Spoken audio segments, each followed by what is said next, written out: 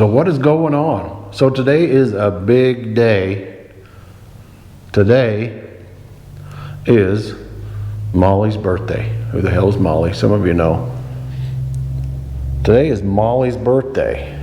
3 years ago today, I brought her home, and I don't know, 2-3 weeks ago, we kind of had a big moment. Keon just hit 4,000 miles. Dun, dun, dun. Now, yeah, we're back in the garage. We have not been in the garage for a while, so let's see how this goes. And I've taken a lot of stuff out of here, so it just feels like there's a lot more echo in here than there used to be, so I'm sorry about the sound. Couple of orders of business. So we just passed 2,000 subscribers, and thank you so much for all of you that subscribe to this channel. It's so much appreciated.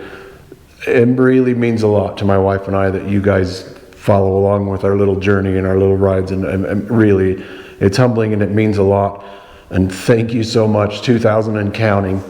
Now, if you're watching this channel for the first time, I invite you to just take a look around and see if there's anything else that interests you. And if so, please subscribe. You know, if the Maverick Trail interests you, if just trail riding in general interests you, I think this is the place, because that's kind of what we try to do around here. But down in the lower, I think it's down over there, there's a little subscribe button. Just click it and click the bell and you're kind of on your way. But just wanted to lower our business. Thank you. 2,000 subscribers. Big milestone for us. Thank you so much. So second small order of business. This video is a little bit out of order. Now you can see Molly is a little bit dirty. Now this is not Wallace, Idaho dirt. This is Paiute Trail dirt. I have a lot of videos still kind of in the can. A lot of videos filmed that I haven't edited, haven't uploaded. I have a lot, 6 or 7. But I wanted to get this one up now because it's relevant to me now. Sorry if it spoils everything else, but I just wanted to throw this up kind of because it's relevant to now. And as of this day of filming, it is Molly's birthday. So I don't know when I'm gonna get around to getting this up, so whatever that day is made up. But as of the day of filming, it is Molly's birthday. I wanted to do a quick little review. I've done these before and they've been pretty well received. I want to do a review of what we've learned so far and go through a couple of frequently asked questions for you guys that are still kind of in the market. Boy, that was a long introduction, but let's get started. Not sure exactly where to start. A lot of people ask me why I chose the Maverick Trail over, say, the Razor Trail or Wildcat, or I don't know, whatever. Now I've answered this question in previous videos, but we were Polaris people. We had ATVs. We had 3 Polaris ATVs at the time, and we wanted to make the move to a side-by-side, and we were going to buy a Razor 900 Trail. That's just how it was. And in October of 2017, I went to the local dealer, looked at the Razor Trail. Now 2018 was the year that the Razor Trail, they discontinued or eliminated, whatever the word is, the turf mode, which was their unlocking wear diff, and that was kind of a big disappointment for me. So I was looking for kind of a holdover 2017 model, which still had the turf mode. So I went to a dealership that was kind of far away, that they had a holdover 2017. And this machine had just got put out on the showroom. It was fresh out of the crate. It was the very first Maverick Trail that they got in. And there it was in all its glory. I'm still looking at the Razor Trail, and I've read articles about this at the time. There wasn't a lot of videos out. There wasn't really a lot of information out, just a few articles. So I'd seen it, I'd read about it. And there it was in all of its glory. And so I'm looking at the Razor 900. Now I'm coming back here looking at this one, and back and forth and back and forth. And until you have them literally side by side, pun intended, so that you can sit in the Razor, you can sit in here, the differences are pretty obvious and substantial. and important to me. Now this, the big thing with this was it had an unlocking rear diff. Now if you're looking at a 2020, hold on to that thought because we're going to get to that. But anyway, this one had an unlocking rear diff, and I don't know, and it was the exact same price. So for the money, I was getting full doors, I was getting an unlocking rear diff, and I just felt like the fit and finish of the Can Am was better. That's my personal opinion, and not alone in that opinion. It just felt like it was built better than the Polaris.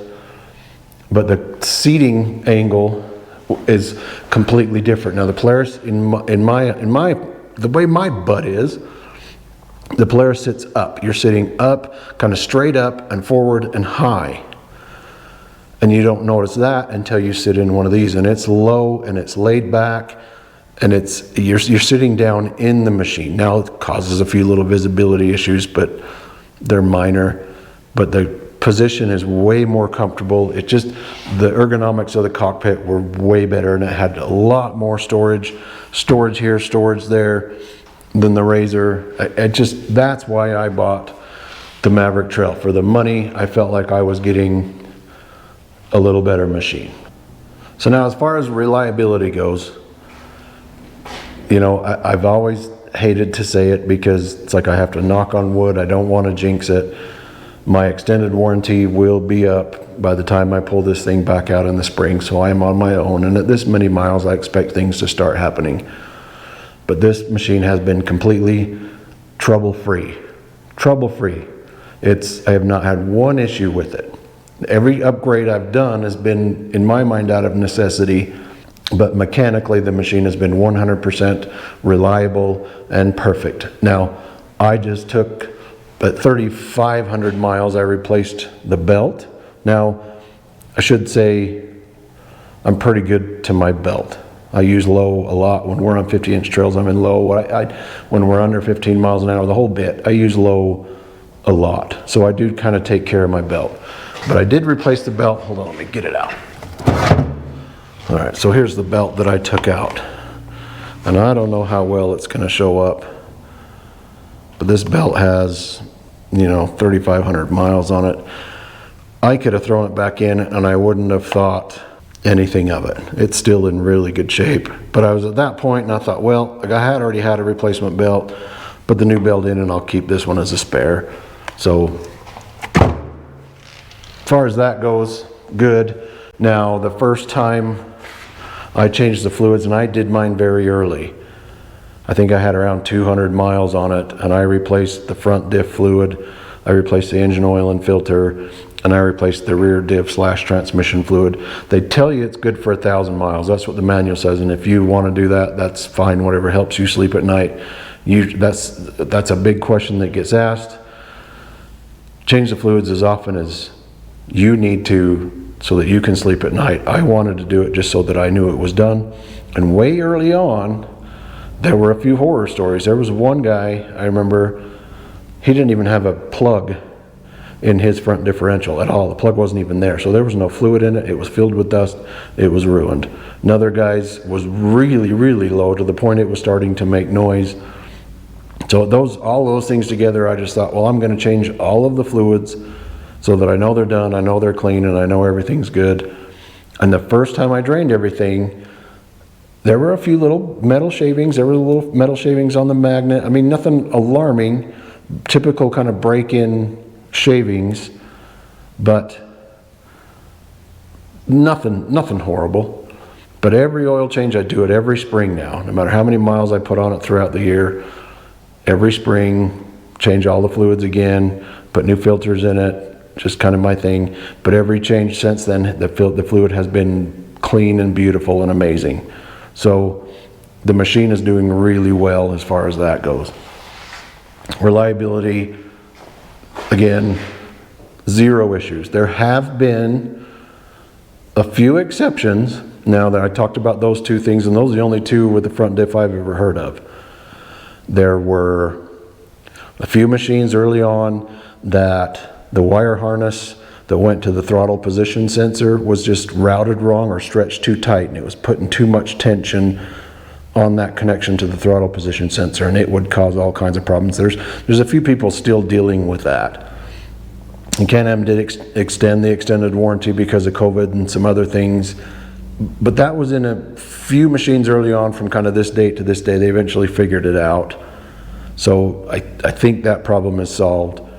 There was a few that had one of the spark plug wires were routed wrong or not secured correctly or something, and so it would fall onto the exhaust and melt and short through. Again, that was a small number, but it happened. And you know, there's the usual loose nuts here and there, some this, that, and the others, but you know, there are a few fluke cases out there of issues with theirs, but I think overall they're pretty good machines right out of the box.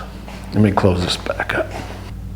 So yeah, I think that's the biggie. You know, I didn't know at the time this was a brand new machine, first year, and this was early. I think my serial number is like 230 or something. It's a really early machine. So I did buy the extended warranty just in case. I have not needed it, and this is the point where I go knock on wood. But you know, like I say, at this point, it's at the age that things maybe deserve to go badly, but reliability good. A few issues, other issues people have had. Tie rod ends. The tie rods are weak. They're a little bit on the weak side, and there's been a lot of them bent or broke. Now there is a few guys out there that make a little bit beefier tie rods.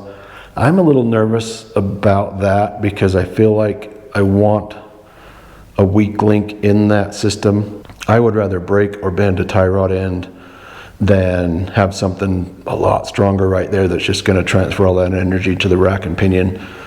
I don't want anything going wrong with that. So, but that is, I've seen it. I've seen breakage, I've seen bent. The only thing that I have found, I've been in situations where I've got a tire down and bound up into something, or you know, you can feel when the steering wheel's not turning, just don't force it, you know, back up, roll forward or whatever to take the tension off of the tire, whatever the tire's leaning up against, and then turn the wheel. I don't know, that hasn't been an issue for me, but I've been pretty careful. I think the biggest complaint that I have, and I don't know that they've remedied it in the newer machines, but I've always felt like this is just a horrible design, is this hole right here. It goes right in to the footwell. It goes right here, kind of right to the dead pedal. You can see the bottom of the dead pedal through that hole. It's a perfect place for a stick or something to get wedged up in there from the tire. It has nowhere to go, it can't come out, and that's what happened to me. I got a stick in there, wedged in there, and it cracked the footwell. And I have seen people with sticks completely through that footwell, and I think that's a problem Can Am needs to address, and I think it's a safety issue. Now there are people that make guards now to completely cover this whole piece right here. Now this is not exclusive to the Maverick Trail. You've all seen razors and everything else that have had sticks come through the firewall and up into the cabin. I mean, but so this issue is not Maverick Trail specific, but this hole is just a dumb thing. I don't know why the skid plate doesn't come up and meet here to cover that up, so that the stick has nowhere to go but ricochet up and out. My opinion, that's a problem. Like I say, there are companies now that are making like steel metal reinforcements for this whole area, which is probably a good idea. I have been lucky, like I say, I did crack mine, but I have been lucky. Now you just have to, when you come across the stick on the trail, if it's going across the trail this way, you're usually okay. But if you have a stick running this way, there's a good chance you're going to pick it up with a tire, and it's going to cause all kinds of problems. So you just kind of have to be aware of what you're going, what you're driving over. And you got to be aware of all the trees coming around you so that you don't have tree branches sticking out into the trail like this. I mean, you have to be a little self-aware of the situation. But yeah, I feel like that's Can Am dropped the ball. While we're down here, the factory skid plates are pretty notoriously weak. A lot of people have cracked theirs, broke theirs, had to replace theirs. I haven't broke mine, and I have beat the living tar out of it. I've been over things that I thought, well, there it goes. But it's still all in one piece. It's not cracked, it's not broke. I don't know how I got lucky and others haven't, but the belly pan is fairly weak. Now for this long wheelbase in these, they've kind of compensated a little bit where the belly pan angles up a little bit to about right here and then angles back down, not quite that dramatically, but you get the idea, just to kind of help with that breakover angle a little bit. So as long as we're talking about wheelbase, another thing about this machine that, now we came from ATVs with the short wheelbase, in and out of trees, you can scoot those things around. We came to this, which is much longer than the Razor Trail, much longer than the Wildcat Trail or the Pioneer 500. I mean, this baby's, it feels like a bus sometimes navigating through the trees. In the beginning, that was overwhelming for me, just that transition from ATVs to this long wheelbase baby.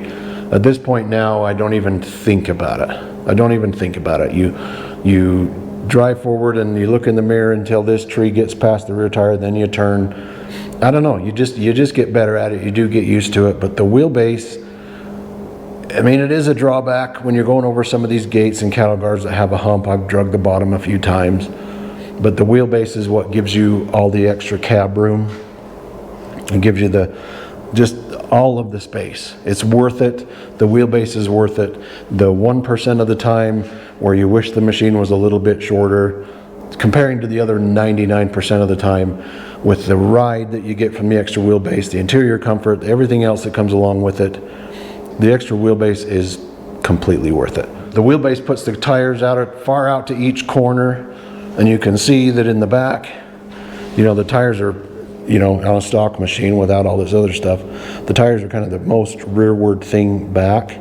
So you can come down off a ledge, come off of that tire, and it will clear the rear end of the thing. With that comes a problem of mud, and mud comes up and mud gets everywhere. So throw on a quick little set of mud flaps, that solves that problem.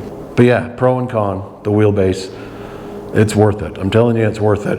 If you are coming from an ATV like I was, or even a smaller machine, there's a bit of a learning curve, but I mean, at this point I don't even think about it. To me, the machine doesn't even look very long anymore. It used to just look huge, and now I don't know, it just looks like what it looks like. So making a quick circle around, I'm thinking, you know, all these accessories and things that I have on here, that's kind of not what this video is about.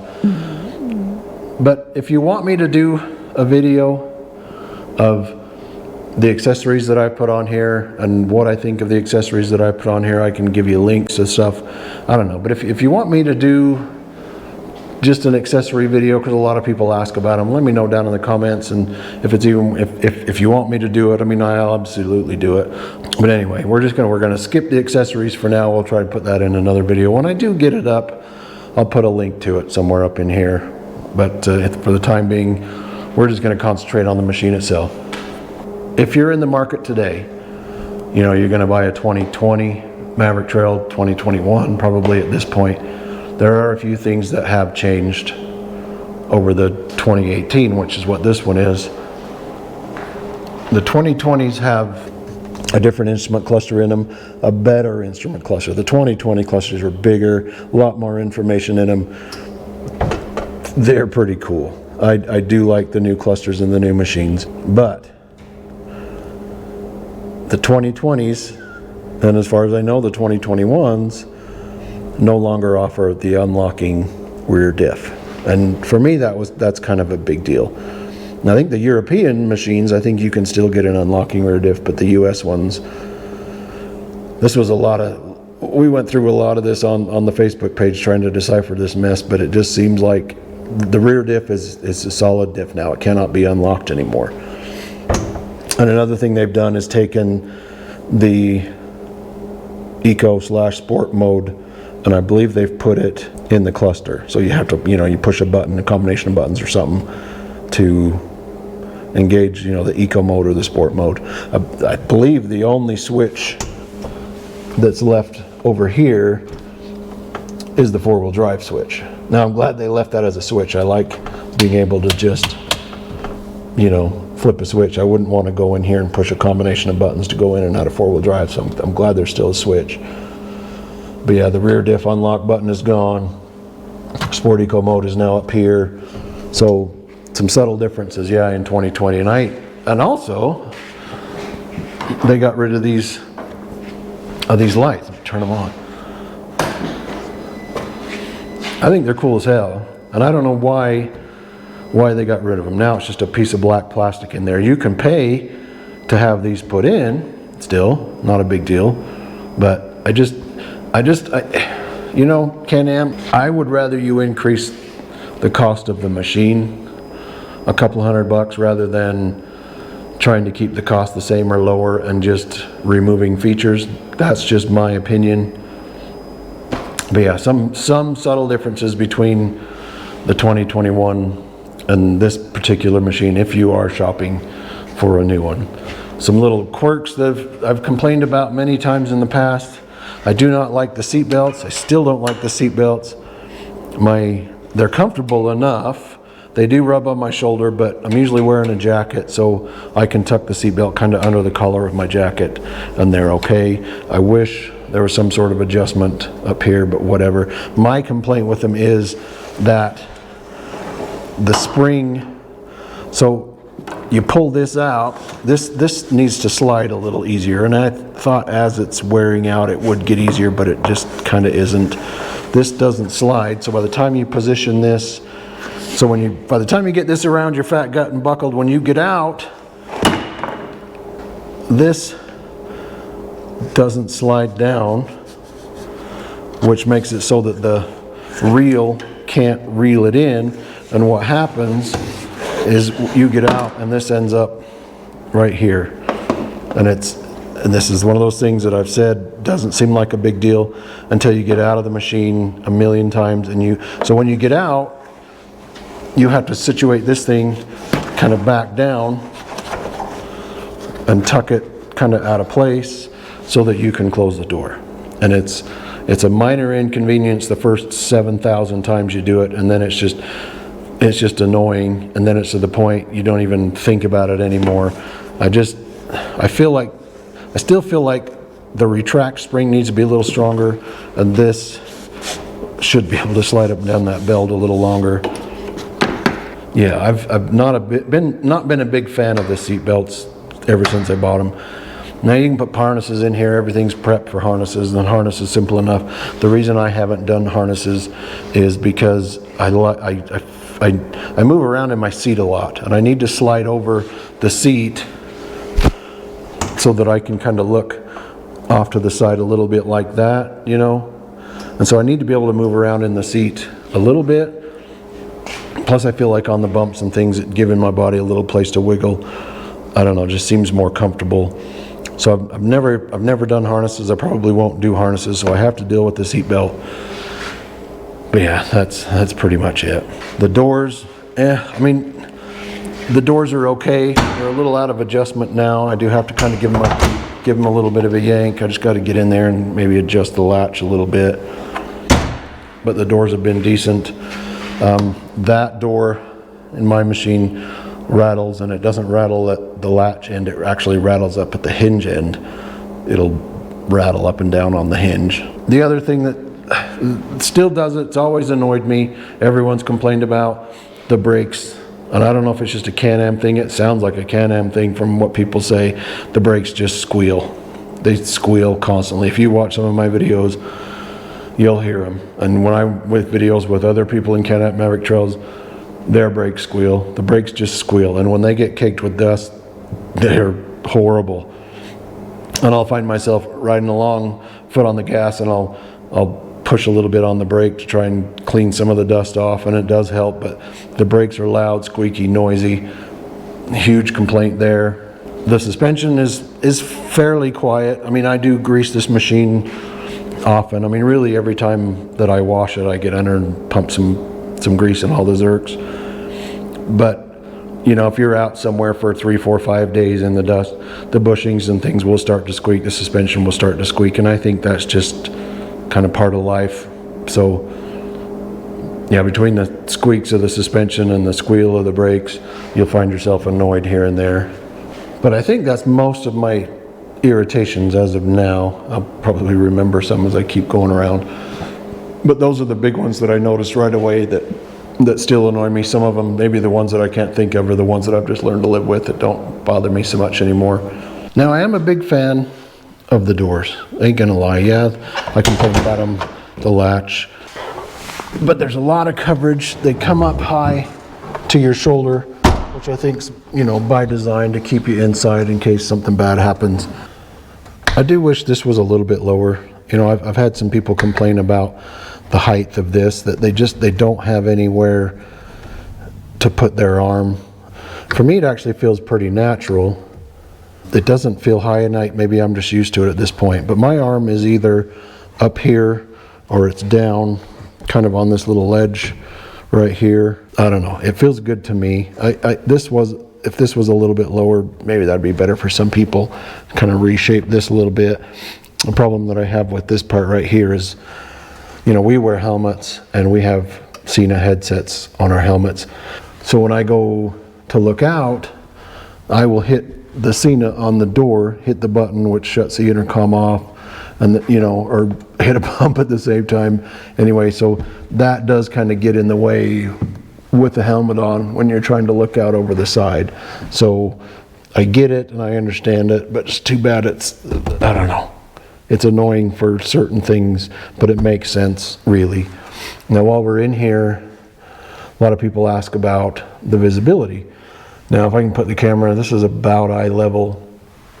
The visibility isn't bad. It isn't fantastic, I'll give you that. So if you can imagine not having the rack or the rotor packs there, give you a little bit more visibility. My wife does struggle. She's a little bit shorter than me. That's in the way of her. I had a 3-gallon pack up there for a while and it just drove her nuts, and so I went down to a 2-gallon. But when she's driving this on all day, I'll just take that off so she can see a little better. But you know, for me, I'm 6 feet tall and that's about eye level. It's not bad. And what you do, you end up just kind of taking a mental picture of what's right there so that you know when it gets to right here where it is. The good and bad of the low kind of reclined position of the seats. And at this point, with the experience that I have, is I know where the corners of the machine are. You just kind of, you get used to it and you feel it after a while. So for me, it's just not a problem. When you're trying to navigate through a gate, you know, a couple of gate posts, you know, I'll use, I don't know if you can really see it, but these corner guards here is kind of a reference point for me to get through them. Yeah, you just learn where the corners are. You just feel it, I guess, after a while is the only way I can explain it. But yeah, early, I think the visibility, you might be a little turned off. Like I say, a lot of people are turned off about the position of the arm, but I don't know, it's the right height for me to be right here. So just go high, but it's not horrible. Hands on the wheel, it seems to be in the right spot. So it'll be a quick little jog in the cab. 4-wheel drive, 2-wheel drive, diff lock, unlock. That's my light bar on the bumper. There's the big light on top, sport and eco. Mine's in eco all the time. And I don't know, and I don't use it for the mileage. The eco mode, and this is, a lot of people don't really understand, the eco mode doesn't really kill the horsepower so much. It still goes, but what the eco mode does, this is a throttle by wire. It's not a throttle by cable. So what that does is it dumbs down the throttle response just a little bit, so that when you're on a bumpy or technical section of trail and your foot's bumping on the gas pedal, it's kind of ignoring some of that input just a little bit. So it just dumbs down the throttle response just a little bit. And I have been long stretches out on the flats to where the gas pedal will start to feel a little mushy, and it, you know, like you push on the throttle and it kind of feels like it should be doing more. You know, your brain will say, where's my throttle? And then, oh yeah, and then I'll flip it into sport mode, and then your throttle response is back, and then I forget about the dang thing until I get back on a trail and I start bouncing. And when you start bouncing, your foot starts bouncing, it becomes exponentially worse, and your foot's going crazy, and they're like, oh yeah, crap, put it back into eco. And 99.9% of the time, I just leave it in eco because I'm not concerned about throttle response. I'm not concerned about my 0 to 60 time. I just like the smooth, the smooth response, the predictable response from having it in eco mode. Whether that's what gets me the extra miles per gallon, I don't even know. But I like it just because it makes the throttle a little less responsive. Now, capability, a lot of people question this. So if you get the DPS version, which I do recommend that you do, get the power steering, and not just for the power steering, but you get the doors, you get the aluminum wheels, but you also get the QE diff lock. A lot of people call it a Crisco lock. I have never had an issue with that front diff. I have never been in a situation where I thought, wow, that front diff took a little too long to engage there, but this thing is a mountain goat. Even my wife had made the comment on our last trip. She's like, this thing is freaking amazing. You put it in low, the rear diff is locked, it's in four-wheel drive, and you can crawl. It has a nice low gear, and you can just crawl over some of the craziest, steepest stuff. Sometimes I get through something and I cannot believe that this thing made it, and it's never failed me. You point it and it goes. The front diff has always worked exactly in my mind how it's supposed to. It locks in when it needs it, it unlocks when it doesn't, and the QE is just a quicker engagement than the standard front diff in the non-DPS versions. I think the other takes just a little bit more tire rotation to make it engage, where this just needs a little bit of tire rotation to engage it. I don't know. I just think if you're gonna get the DPS version just for everything else that comes along with it. I mean, and once you're rolling, if you don't have power steering, from what I understand, they don't even notice it once you're rolling. But when you're in some really technical stuff and you're really working the wheel, it's nice to have the power steering. So speaking of power steering, the dynamic power steering, I think they call it, I think it's tuned perfectly. I think it works perfectly. It works so well that you don't even really notice it. So the way it works is when you're moving slow, it gives you just a little bit more pressure, power in the steering. So when you're moving slow, you can really do some quick kind of some quick spinning of this wheel to get you in and out of stuff.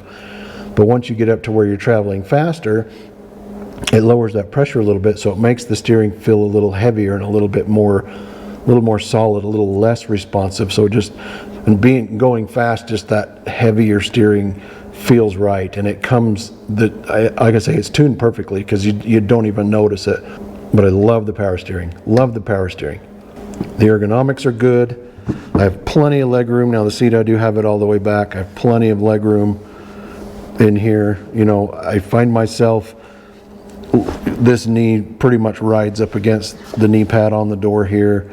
This knee is usually up against the center console, but I have enough room. This leg gets kind of tired like this, so it'll end up over here after a while, but plenty of room, plenty of comfort. It does have tilt steering, and the pod does tilt up and down with the wheel, so you can get it kind of where you want it. Everything is within reach where it's supposed to be.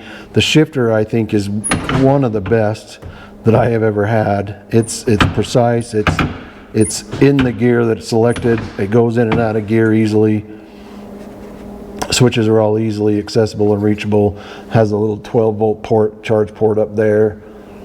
Yeah, everything you need. I mean, a little oh my god bar for the passenger to hold on to. The interior is where it's at with this machine. Again, that wheelbase just gives you a little bit more room inside the cab where you need it. If you're in the market, go from one to the other, and you'll see what I mean. Now, the other may feel right to you, and that's okay, but to really feel the difference between the upright kind of forward position that the Razor has versus this kind of laid back in the machine kind of feel, that the Maverick Trail has was a big selling point for me. Factory headlights really suck. Now, when I bought mine, they weren't even aimed right. And I think the adjustment on that other side was broken. I had to rig it back together. But the stock headlights suck. The high beams are horrible. The high beams, I don't know what the hell's going on with the high beams. So yeah, another one of my complaints, I just added the light bars. I only use the headlights during the day. You know, when we're riding on the trails, I like to have the headlights on just so people can see me coming if they need to. I only have them on during the day. But access to all your fluids are fairly easy to get to until you start putting a lot of stuff on. Now this particular rack, I undo the knobs here and it folds up out of the way, kind of like a hood, like a Jeep hood. And underneath this black panel right here, it just pops off. You got your brake reservoir right there, so you can check your brake fluid. Back here underneath this panel, it just pops off, is your coolant reservoir. So, you know, fluids are easy to get to, easy to check. So some of the frequently asked questions, I guess, when people are in the market for a Maverick Trail, not necessarily just questions that I get asked, but questions that get asked on the forums and Facebook pages, and there are many. But of course the number one question is tire size. Now, I recommend you replace the stock tires as soon as you can. There are a few, and I know people that have gotten a lot of miles out of their stock tires. I got about 650 out of mine, and the tread block started to crack, and I got a hole in one back here, and the tread was just so soft I couldn't get a plug to stay in the damn tire. I mean, those tires were a complete disaster for me. So like I say, I got about 650 miles out of my stock tires, and we were at the point that my wife didn't want to go riding because she didn't trust the tires. So I put new tires on it, and like I say, some people have gotten a lot of miles out of their stock tires, but I think they're the exception rather than the rule. I do suggest you put different tires on it, better tires on it, as soon as possible. But as far as sizes go, 28s fit great, and I think 28s even actually kind of look right. 30s fit, but a lot of people have talked about, and this depending on how true to size these tires are, but they will rub at full lock up in the wheel well. A lot of 30s, most 30s will rub, and depending on wheel offset and things like that you go with. And people have gotten in with the heat gun and just kind of pushed the plastic back and out of the way to make the room. But 30s do fit, but they do rub at full lock, be aware of that. And I know of a guy that had 30s on his, and he's taken his sway bar off, and he had one tire at just full compression up and wedged up in there, and he was essentially stuck. He couldn't turn the wheel because the tire was wedged in there. He couldn't turn it. It couldn't go forward and backward. So anyway, 30 is pretty much the upper limit, unless you get, there's some front A arms made that extend forward an inch or so. Those will give you more than enough room for 30s. But yeah, I don't know. Once you start getting that big, of course, depending on the weight of the tire, you're talking about clutching and everything else. Yeah, that's the basic answer to how big a tire can I put on it. Well, 30s. 28s comfortably, and I think the 28s look right. In my opinion, 30s kind of look a little big. Another question that I get asked a lot is, how stable is it? You know, how does it handle? Is it tippy? All of those things. And I understand the question, but it's kind of hard to answer because it's all relative. Now, in the beginning, when we made the switch over from the ATVs to here, for us it was sketchy. You know, you're on a side hill in an ATV, you'll lean uphill. You can move your weight around to kind of compensate for off-camber stuff. In a side-by-side, you can't do that. You're buckled in. There's no moving around, there's no redistribution of weight. You're buckled in. When we would get on a side hill, it was always kind of a holy crap. Every time it went a little further, every steeper side hill, every time we went a little further than we did last time, we gained a little bit more trust in the machine. So, I mean, at this point, I can tell you I have never had this on its side. I've never tipped this machine over, and I have had my front sway bar off since 200 and some odd miles. So, I mean, we're close to 4,000 miles with the sway bar off. I've never had it on its side. I have been in some pretty sketchy spots where there was a good chance of me going over, and I've even had it bound to the point where I was leaning far enough. I'd had my rear diff unlocked, and that one back tire was off the ground, so it wasn't getting any traction. I just had to stop, flip the diff lock in, and off I went. So I've been very close, but I've never had it on its side. But tippy is kind of a personal decision. I don't know how else to put it. I've never felt like it was going over. I mean, I've learned to trust the machine a little bit. With the sway bar on, this is all my opinion, because boy, this starts some confrontations. With the sway bar on, this thing is stiff as a board, and it handles the fire roads great. It's flat, and it will just turn and handle, and it's amazing. But when you get on some off camber, some rocky technical stuff, it's got as much articulation as a 4x8 sheet of plywood, and it will tip like this because it's not able to maneuver in the front. And the scariest times I had was when I was teetering on 2.5 wheels in a rut or whatever. But since taking the sway bar off, in the slow technical stuff, I feel a lot more planted. I feel like I have at least 3.5 tires touching the ground at those moments. But again, I know people that have taken them off and couldn't stand it, so they put them back on. That's all personal choice. It is not for everyone. I've said it a million times. But for me, that made the machine feel more stable in the stuff that I do. Now, as far as the fast roads, out on the flats, hauling ass, it is less stable than it was, no doubt about it. The front end will dive in corners badly. Now, if you're on an asphalt road, it's worse, because that front end will dig and it'll lean right the hell over. But on a gravel road, most of your fire roads, there's still enough understeer in the front end of this thing that the front end doesn't quite bite nearly as hard. So it doesn't send the machine like this, when you're on the dirt roads. So, but yeah, as far as handling now on the dirt roads, I have to just slow down for the turns and accelerate through the turns. I just changed the way I drive. And I think sway bar or no sway bar, stability is a lot of how you drive. Now, if you go out and you try to do donuts in this machine, it's going to catch a rear wheel, it's going to flip on its side. I mean, and we've all seen 60 and 64 inch machines do that. You try to drift around a corner, there's a pretty good chance the rear tire is going to grab and you're going to flip over. That's not what this machine is meant to do. So if you keep yourself within the parameters of what this machine was designed for me, it's incredibly stable. You're not going to do autocross with it. You're not going to go through S-turns, at 55 miles an hour. You're not going to do, another question, I mean, I hear this all the time.